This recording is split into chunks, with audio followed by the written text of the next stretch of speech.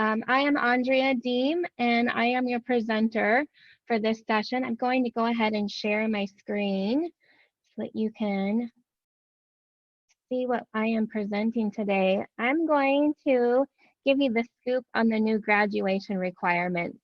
So I work at the Department of Education. I've been there for 5 years, and in my role, I work with school counselors throughout the state, K through 12 career development. I work with graduation requirements in general, so what courses are required to graduate with your high school diploma, and a little bit of this and a little bit of that. So I'm really glad that you're here to join us. You're in for a sweet treat. Unfortunately, I'm not able to hand over ice cream through Zoom, but I wish I could. I think it would make it even a more fun session for you here. Brianna has put in the chat box a link for how you can get quickly over to the slide deck that has all the slides I'm presenting today. So keep an eye on that.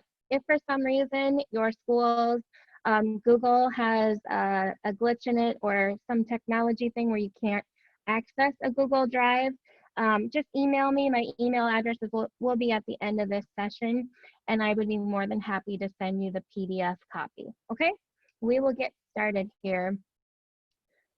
Let me click to the next slide. I'm going to give you a scoop on a little bit of the graduation requirements. So we'll first go over a background about why we have new grad requirements. Then we'll go with an overview, which will be a lot of the meat of today's session of what the new grad requirements are. Then I'll give some tasty considerations about things that you should be thinking about that weren't covered earlier. And they're typically questions that I've had throughout the time we've had these newly adopted, and even before, since the new grad requirements have some similarities to the old graduation requirements. And then I will also sprinkle throughout the whole presentation some frequently asked questions. So some additional items for consideration, but they'll be pertaining to the subjects that we're talking about at that time. Just to double check, Brianna, would you mind nodding your head if you can see the PowerPoint screen? Good, thank you very much. Okay, so let's go into a background of why we have new graduation requirements. For some of you, you may have already seen this in a presentation from me, so it might be a review in this part. For others, it might be brand new to you, so I thought it was worth definitely sharing. So there's a couple of reasons we have new grad requirements. The first one is that the old graduation requirements were adopted in 2009, and the new ones were adopted in 2018. And so that was almost the course of 10 years. Now we're looking at a little bit longer than 10 years as we're in 2020, but consider all the things that have changed in that amount of time. And even consider now in dealing with COVID and how that's changed education and societal needs, all the things that can change. And so it definitely was time that we checked out where our requirements were and what items we wanted to change or modify. So that's one reason that we changed the old graduation requirements and have what we have today. Another reason is that the old grad requirements were really prescriptive, and they showed exactly every course every student would need to complete to graduate from high school in the state of South Dakota. You know, and I know that there is no cookie cutter student. One size does not fit all. And so students have varying interests and varying abilities. And so it's important for us to be able to meet them where they're at and also encourage and push them to meet their goals and to achieve well too. Another reason that's very related to that is that we really want students to have more informed decision making made on career. And I'm not saying that they have to have their mind made up and that's what they're going to do after high school by any means. Career development is a lifelong process. What I'm saying is that rather than a student basically say, I'm going to go to South Dakota State University because my best friend is going there, and they really have no clue on what they're going to study. They have no clue on if there's any job openings in that area or any of that. Wouldn't it be more beneficial to that student and for our society if we had a student actually look at some interests and abilities that they have and where that intersects with career? And so then based on that, what type of post-secondary opportunities there are out there. So that was another reason that we changed the graduation requirements, because the new ones offer more flexibility in meeting different ideas, interests, goals, and how that intersects with your abilities. And then last but certainly not least, we did have a group of educators that came to us at the Department of Education, and they had said that, hey, our current grad requirements are not really meeting the needs of all of our students. We're having students that are really falling through the cracks, that are at risk of dropping out of high school. So maybe Algebra 1 was the highest level of math that they're going to complete. And with our old graduation requirements, they had to take Algebra 2 and or geometry if they had a little waiver. And some of them were dropping out of school because that was not going to be what they were going to be able to complete, as an example. So for these reasons, we came up with new graduation requirements, and they were adopted on July 16th of 2018, which happens to be my birthday. What a magical day. New grad requirements adopted. So some frequently asked questions that districts have had in regards to implementing the new grad requirements, which kind of goes with the background of how we are where we are today, are going to be covered right here. So with the last school year, we had what's called soft implementation of the new grad requirements. And what that means is that districts had the choice. You could either offer the old 2009 grad requirements only, you could offer the new 2018 grad requirements only, or you could offer both at the same time, because anyone who has been on track to graduate with the old grad requirements would still be on track to graduate with the new grad requirements. There's just more flexibility in there. So that was last school year. Let me show you what we're doing this school year with implementation.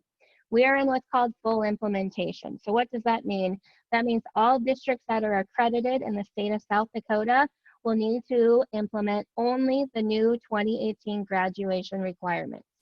And I will be showing what those are in just a little bit. So I'm building some suspense in a way, I guess. But just keep in mind, once again, anybody who has been on track to graduate with the 2009 grad requirements are still on track to graduate with the new ones.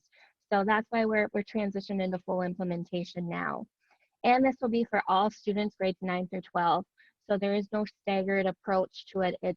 We're doing the whole shebang at one time. So we went over a background of why we have new grad requirements, gave you a little bit of frequently asked questions about implementing them. Now we're going to go over what the new grad requirements are. And so I built enough suspense that we are where we need to be now. If you have not seen this image before, then this will be really good for you to know.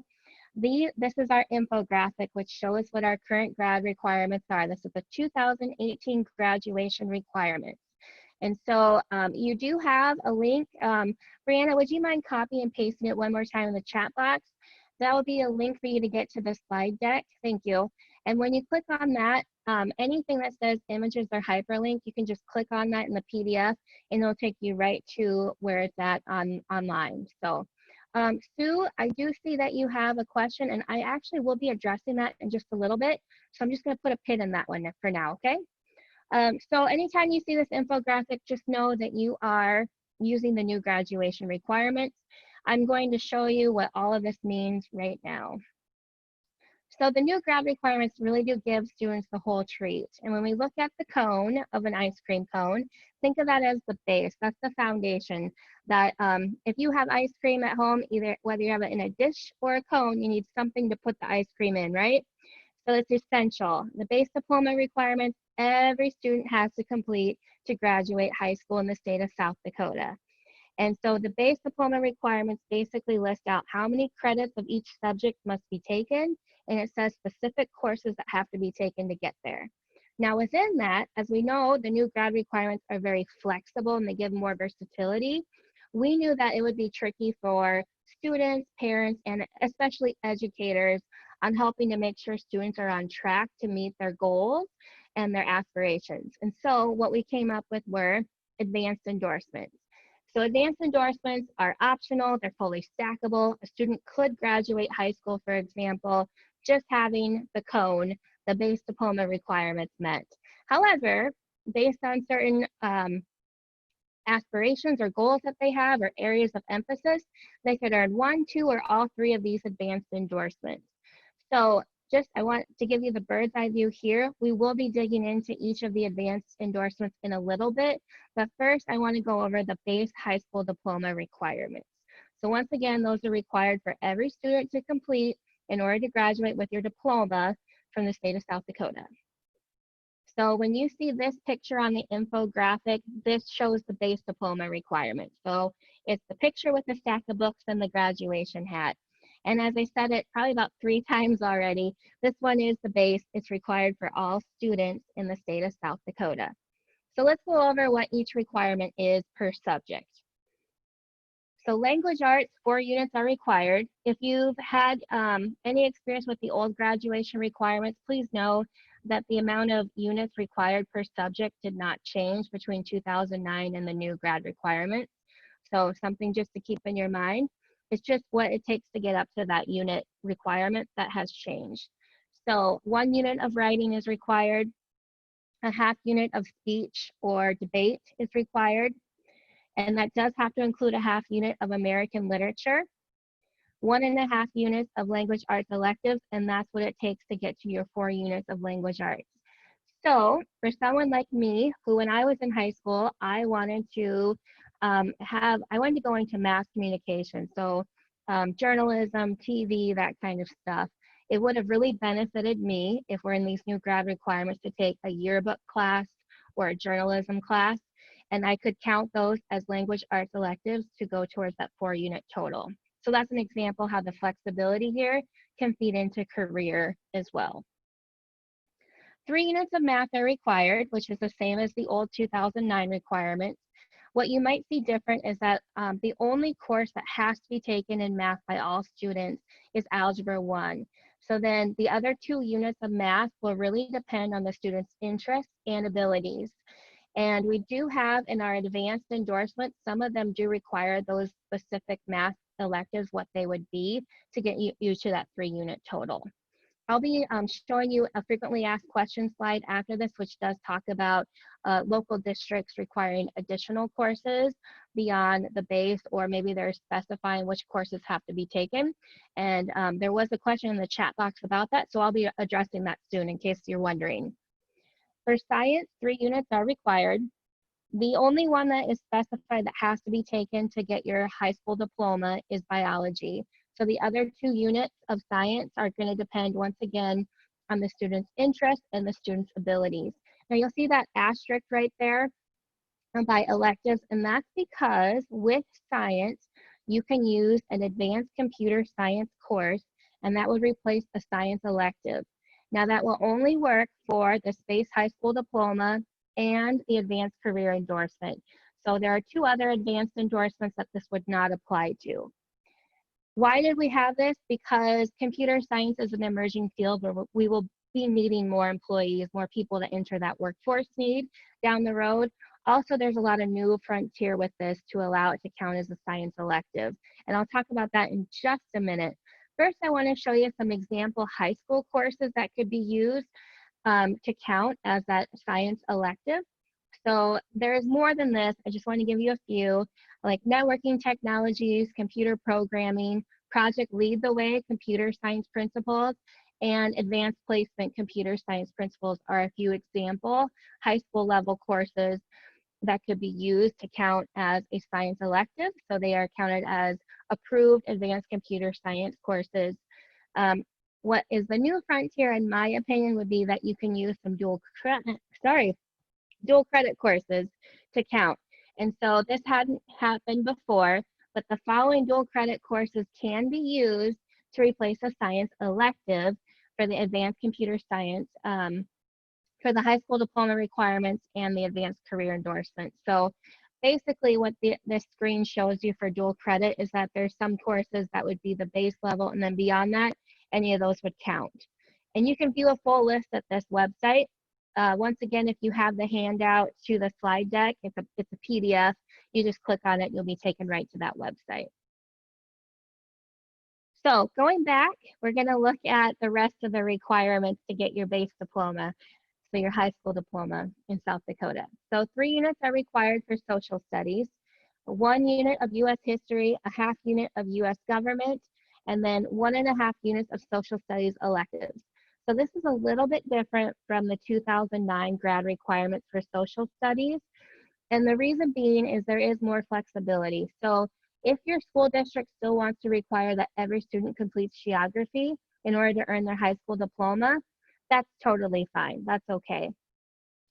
However, we have had some schools have been really excited about this because they can use a tribal and government class to work, or South Dakota history to count as meeting a graduation requirement. So it really depends on your school district's climate and culture for sure. And then this is what I call the one unit any combo, because you need one unit in any combination of these courses. So approved career and technical education, capstone experience, and let me tell you what those are first. Those would be any of these courses: service learning, senior experience, entrepreneurship experience, youth internship, or youth apprenticeship. So any of those courses are what we call a capstone experience. And world language. So any unit or one unit in any combination of these three categories would work right there. Then next we have a half unit of personal finance or economics. Let me get that up on the screen. A half unit of PE, a half unit of health or health integration, and 5.5 units, and that gets you to that grand total of 22 units. So this, my friends, is what it takes to graduate with your high school diploma from the state of South Dakota.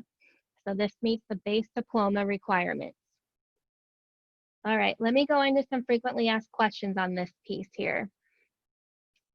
May we require more than what's listed? And that there was a question about this in the chat box.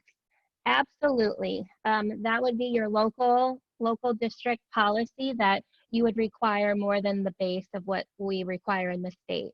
And that was the same as with our old graduation requirement, so that hasn't changed. I get often questioned about what math is going to count.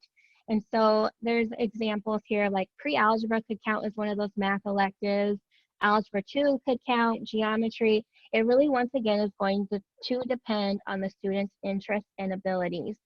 So for example, Algebra 1 might be the height of some of your students' math that they earn. So they might take pre-algebra, Algebra 1, and then consumer math, and they meet the 3 units for math. Whereas you may have some students that Algebra 1 is the base of the math that they earn in high school. So they might do Algebra 1, Algebra 2, and then geometry. Some that want to earn the advanced honors endorsement will have to take another advanced math course. So there's examples. And this feeds into this question. What courses count as electives? This really depends on your district policy, but please keep in mind they have to be offered for high school credit, and it has to be for the specific course subject. So you could not count band as meeting a math course, for example, that crosses over your subject. So not going to work. However, hopefully this helps you understand there's still a lot of local control there. Okay, so is every student required to complete the base diploma requirements? Essentially, the answer is yes, but there are 2 exceptions. So the first one would be if an IEP team decides to waive some graduation requirements. We do have a slide later on in here that talks about applying graduation requirements with students on an IEP, so we'll go over that part. And the other one would be if you have a senior student who transfers into your district from out of state, once again, from out of state as a senior, if they're not able to meet graduation requirements due to time, so not due to course failure, you are able to waive some of the graduation requirements. So those are the exceptions. Are there any questions on the base diploma requirements? All right, I'm moving on. Okay, so we talked about the base diploma requirements. Once again, those are required for every student in South Dakota to graduate high school. We talked about the 2 little exceptions there about where you could maybe waive or have some exceptions. Let's go into the advanced endorsements. So advanced endorsements, once again, are optional, they're stackable, they're really here to help show students' areas of emphasis. And so once again, I told you this earlier, but I'll repeat it. When we were creating the new graduation requirements, because we were adding more flexibility, we wanted to help you as educators and parents and students to be able to help make sure students are on track to meet their goals. And so that's why we created the advanced endorsements. They will specify certain specific courses within the base diploma requirements that have to be completed in order to earn those endorsements. So the advanced endorsement essentially shows that there's coursework that's been taken that aligns with entry requirements for universities in South Dakota. It doesn't guarantee admission. Students still have to apply. A student still needs to look at the university's entrance requirements because there could be some variance there. Also, if a student wants to enroll in a technical college, they would absolutely benefit from earning the advanced endorsement. So it's not just limited to that specific description. The advanced career endorsement shows that a student has put in career experience in a concentrated area. So this endorsement is for any type of student as well. So whether I want to enter the workforce right after high school, this would definitely benefit me.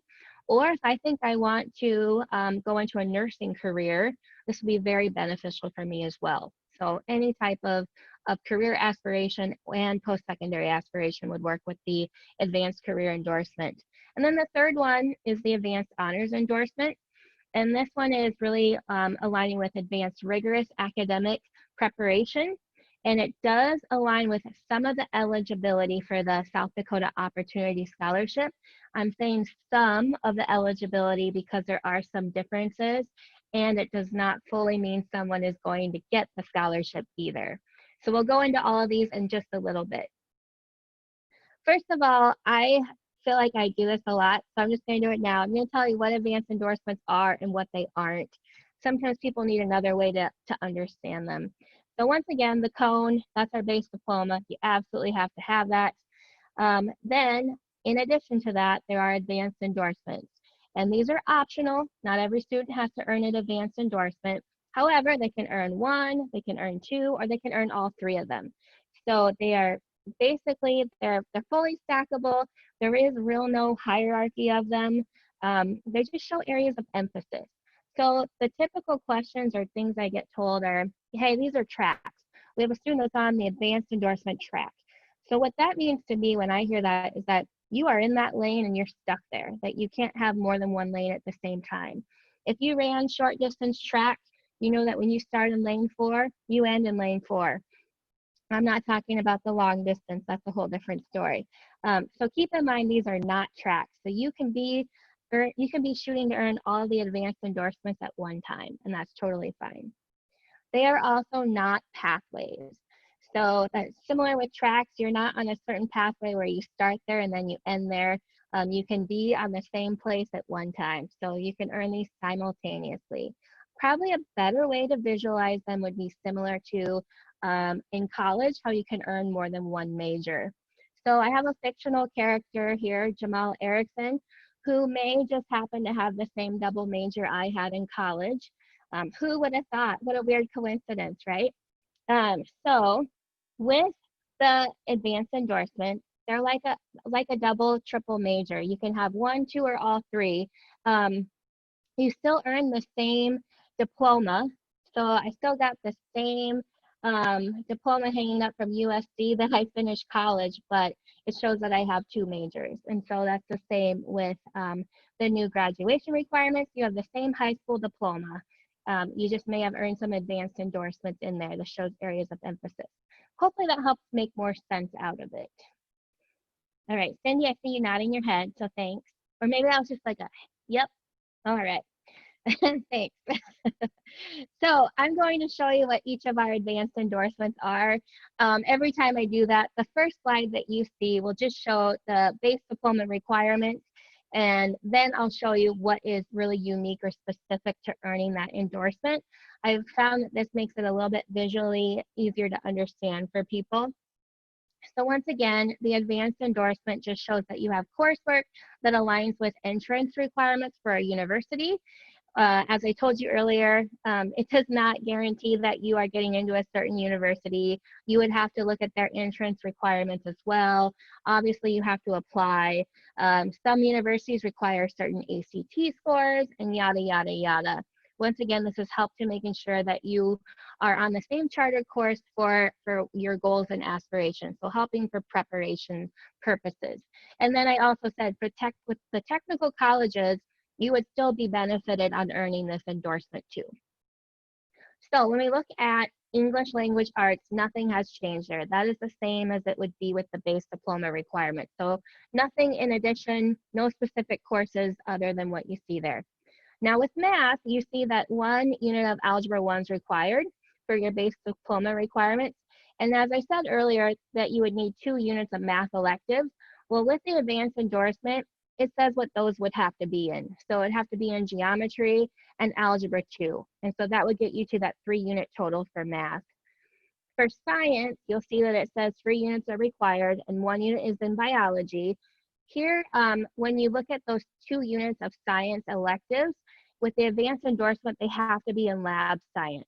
A question that I did not put in here as a frequently asked question, but one that I have been asked often is, what does that mean? In our graduation requirements handbook, it does say that it is a local decision to determine that you meet the definition of lab science, and we have that definition provided in there. So keep that in mind. So that is what it takes to earn the advanced endorsement. Nothing crazy over the top extra beyond the base diploma requirement. Okay, we're going to go into the advanced career endorsement. This one really, once again, shows that there's been rigorous career preparation. So career experience in a concentrated area. I mentioned earlier that this is for any type of student, and I want to reiterate that as well. Sometimes I get the message from some educators that they think it's just for the kids that are entering the workforce after high school, and that is not the case. It would definitely benefit any type of student. So if I am a student that wants to enter the workforce right after high school, absolutely this would benefit me. I would have a credential that is to my name after that. But also, if I'm thinking I want to go into something that might require some sort of post-secondary education, it would be helpful as well. I said earlier, let's say I wanted to go into nursing. Wouldn't it be beneficial if I earned my certified nursing assistant, my CNA, while I'm in high school? And that would really help me see if that's really the career for me and get prepared into it. And so that's another example of how the advanced career endorsements for any type of student. So once again, the first thing on the screen here that you'll see are the base diploma requirements, and I'm going to show you what's unique to earn this endorsement. So language arts, math, science, social studies, personal finance, economics, everything on the right side of the screen, basically that hasn't changed much. But when we look at where it says CTE or capstone experience, that's where we really see what's unique to earning the advanced career endorsement. So, oh, I'm sorry, I lied. Science. This is the one where you can use the advanced computer science to replace a science elective, as I mentioned earlier. This is the only advanced endorsement you can use this with. Okay, so CTE and capstone experience, you need 2+ units. And so you need 2 units of the following in any combination. So approved career and technical education units from the same career cluster and or capstone experience units. And I'll explain what approved CTE units from the same career cluster is in just a little bit, but it can be in any combination to equal that 2-unit total. So in addition to that, students also have to earn what's called an industry recognized credential, and that does include the National Career Readiness Certificate with a silver or higher certificate. And why do we specify silver? Because that also counts for you as your career readiness indicator for your school performance index. So it's kind of a win-win for you. Also with our public schools, it's absolutely free to test for the National Career Readiness Certificate. And 4.5 units of electives, so it's 1 unit less than what we have for the base diploma requirements.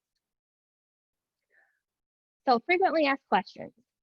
What are approved CTE units from the same career cluster? Well, let me show you.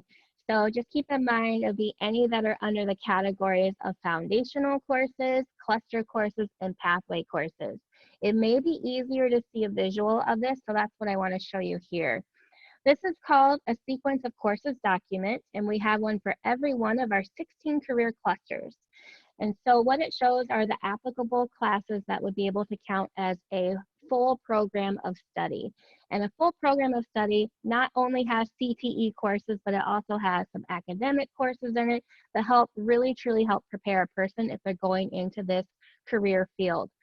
So let me show you where you see the arrows, and I'm going to use my mouse here. These arrows highlight the categories that I mentioned earlier. So foundational courses, cluster courses, and pathway courses. Any courses in those headings will count as CTE courses from the same career cluster as it pertains to the advanced career endorsement. So if you're wondering what you have offered at your school, see which teachers you have, what programs they teach, and then you can look at the sequence of courses documents, and you can see which courses would count. A little tidbit for you, foundational CTE courses are the same no matter what program you offer for CTE at your school.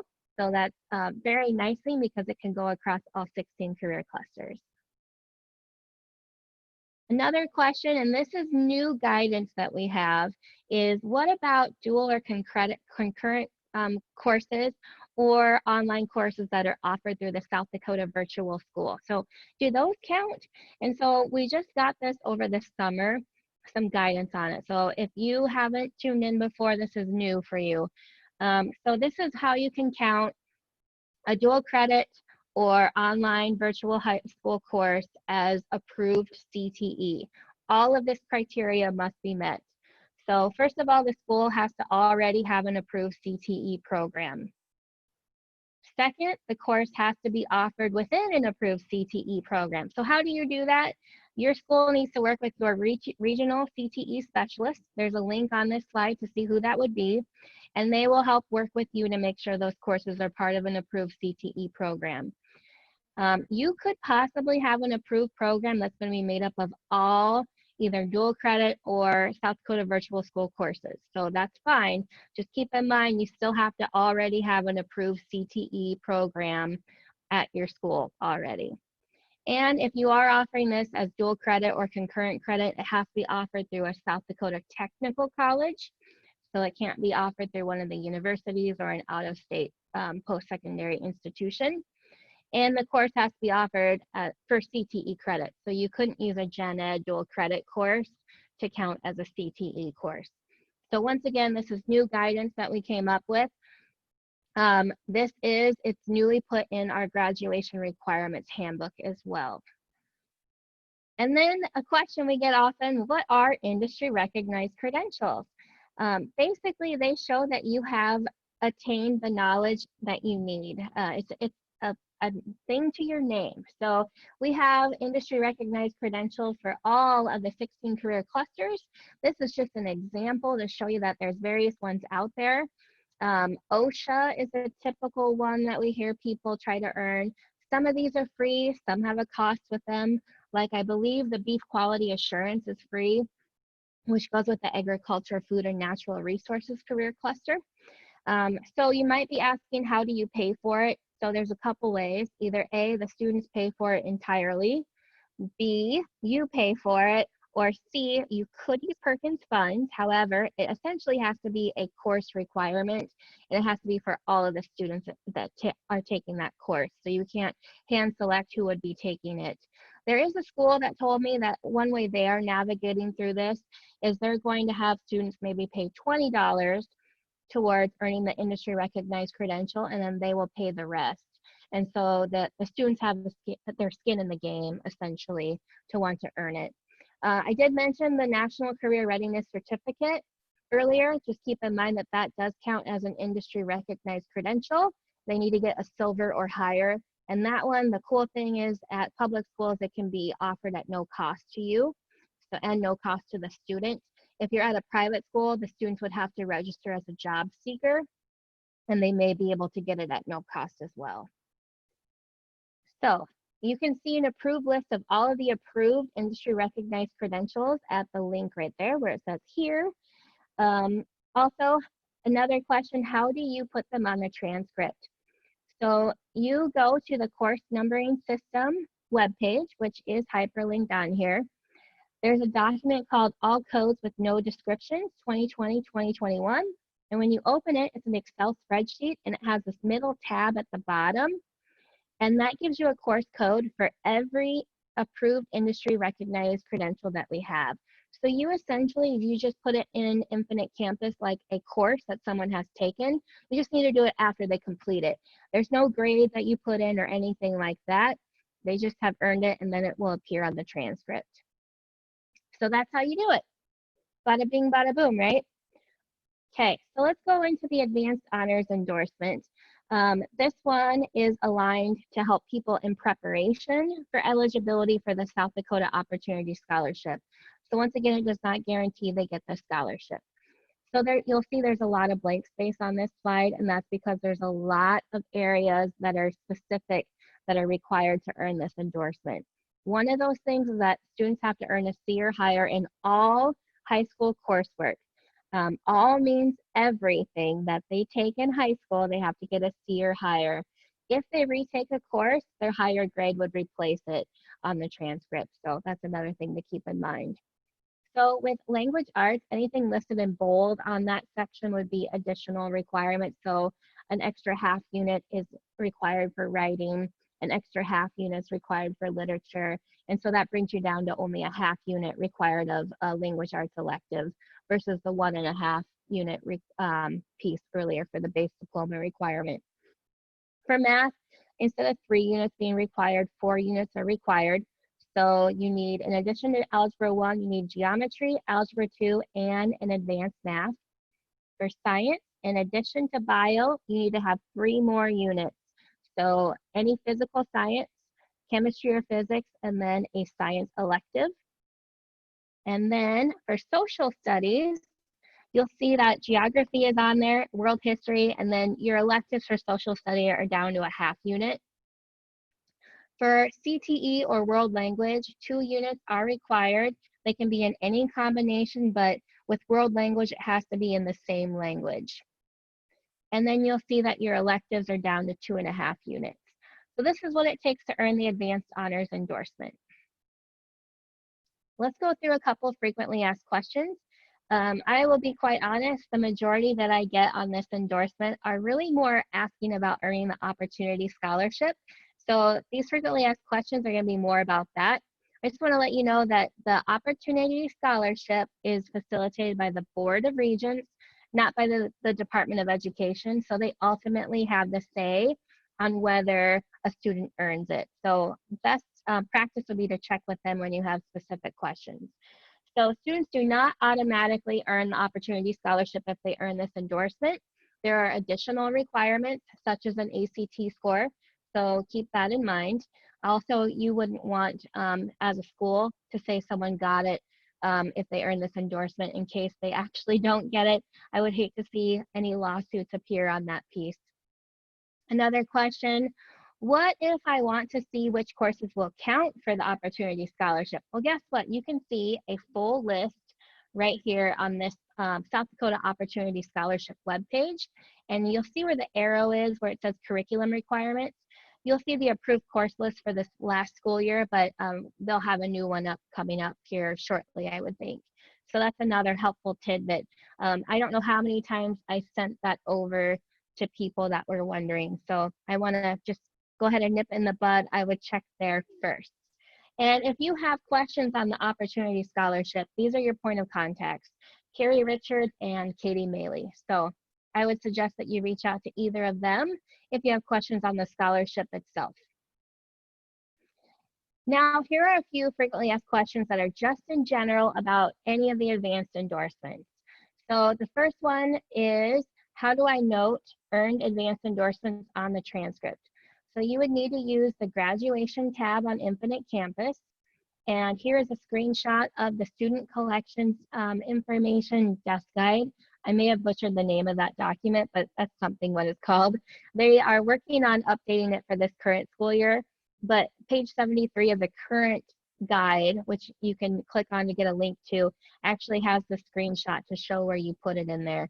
So you go to the graduation tab and it's a drop down arrow where you just click on what the students have earned. It is manual right now. I don't know if there are plans to make it automated down the road, but that's what we have for now. And it is written in our administrative rule. that you will have to note earned advanced endorsements on the transcript. So that otherwise it's assumed that the student only earned the base diploma requirements. Okay, let's go through some tasty considerations. So these are other things that I really would hope that you would keep in mind as you look at the new grad requirements. The first one, and this is more on the district level, is this administrative rule did not change. And this one requires what school districts are required to offer at least every 2 years. Keep in mind that if you can offer it in-house at your school, or you could offer them online through the South Dakota Virtual School, which is our only online accredited program that we recognize in the state of South Dakota. But here are the main areas that you have to require. So for language arts, essentially this is what it takes to get the advanced honors endorsement for language arts. So 1.5 units writing, 1 unit of literature, half unit of American Lit, and a half unit of speech or debate. For math, you have to offer 4 units. So Algebra 1, Algebra 2, and Geometry have to be 3 of the courses that are offered and that amount of credit. For social studies, 3 units must be offered. So U.S. history, U.S. government, geography, and world history must be offered.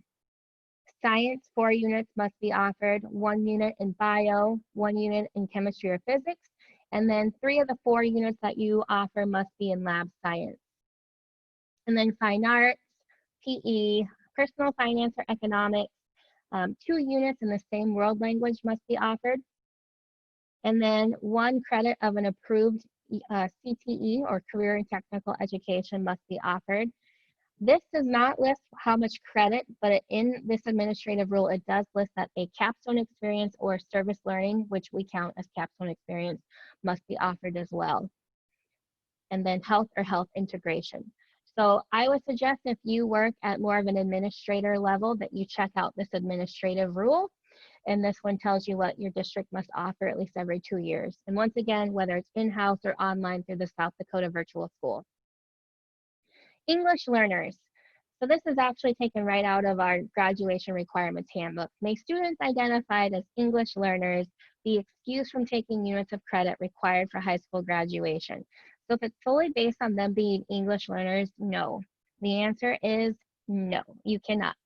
But keep in mind that the Administrative Rule 2443-1101 does address transfer students. And so those would be students transferring as seniors from out of state. And if they are not able to complete graduation requirements due to time, not due to course failure, you do have some local control to waive some graduation requirements. So you could use that. But keep in mind, they have to transfer in from out of state and as a senior. The other part is that this law does say students are able to attend school up to the age of 21. So another thing to keep in mind there. Okay, so working with students on an IEP. So how do grad requirements really impact students on an IEP? I'm going to be the first to tell you I'm not a content expert in this area, but I know a little bit, so I'm going to show you what I know. If you have more questions, though, please reach out to your special education representative. They may be able to assist you further.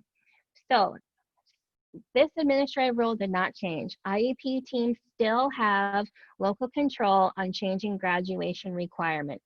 And ultimately, awarding a diploma is up to the district, okay? So keep that in mind. However, if you are making a modification to a course, so you're changing the learning expectations, the Department of Education does not recognize that you really did offer a high school diploma, meaning that we don't recognize the student truly graduated high school. And so I'll tell you that in just a minute.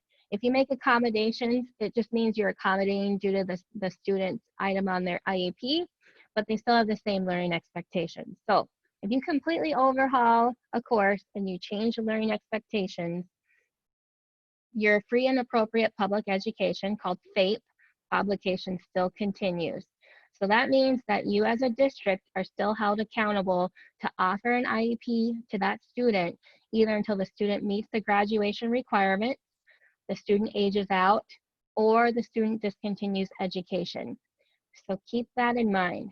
Now, if you're making an accommodation, so you have the same learning expectations, the state recognizes that a regular high school diploma has been issued to the student.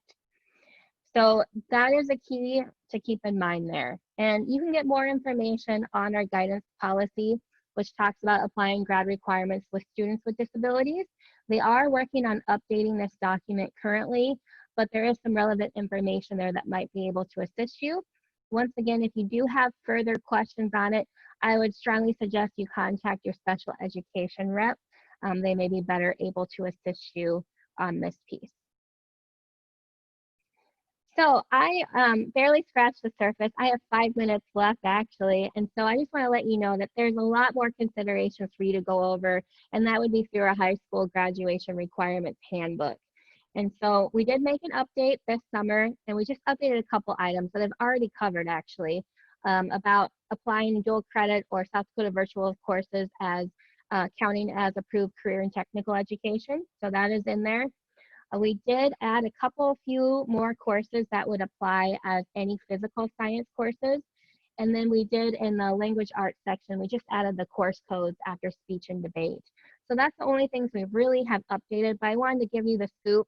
I haven't even emailed this out yet, but we do have some new guidance in there to help you. Nothing got really overhauled, so anything that you've been doing, you're doing fine. Just want to let you know that that's what was added. Our graduation requirements webpage has a slew of information on here, and so I would really suggest that you check it out. So under the contents piece or contacts piece, you can see who would be the point of contact depending on what questions you have. I'm definitely not the content expert in everything. You're always welcome to ask me questions and I can get you to the right person, but just know I won't be able to answer all of them. I definitely do not know everything, and you wouldn't want me to anyway. There's a question about double dipping. Double dipping means counting a course to count for more than one graduation requirement, and that's not allowed. So an example would be like economics. Sometimes people wonder, can I count economics for social studies and for the economics grad requirement? No, you cannot. You can only count it for one or the other. Or personal finance is another one because we require either personal finance or economics. And so they'll try to count it as two areas. Under documents and links, I just want to highlight a couple useful tools. So one of these would be this advising or transcript audit checklist. So this could be a way for you to help make sure students are on track. So you can try that out if you'd like. There's a longer version of this on our website as well that you can put in people's assessment scores too. But use it if you find that it's helpful for you. That's what it's there for. If not, you don't have to use it at all. Also, we have this document that helps explain what the advanced endorsements are. It does have some fictional characters and what they earned. And so I have noticed in many schools, graduation requirements handbooks, they have used that top paragraph to explain the advanced endorsements. Feel free to use that if you need to. That's why it's there. The other part, maybe you missed something in this and you don't have time to watch the whole recording. Don't worry about it. Back last fall, I did record some little short webinar snippets that cover all the areas of the grad requirements. I think the longest one is 15 minutes, so you can check that out as well if you're interested. And quick recap, actually, I'm just going to go through that quickly. We went through all that lovely information. This is my contact information. Contact me if you have any questions. Otherwise, I would suggest you check out the website itself. You might find the answers to your questions there too. So there's 2 minutes left. Does anybody have any questions I did not answer yet?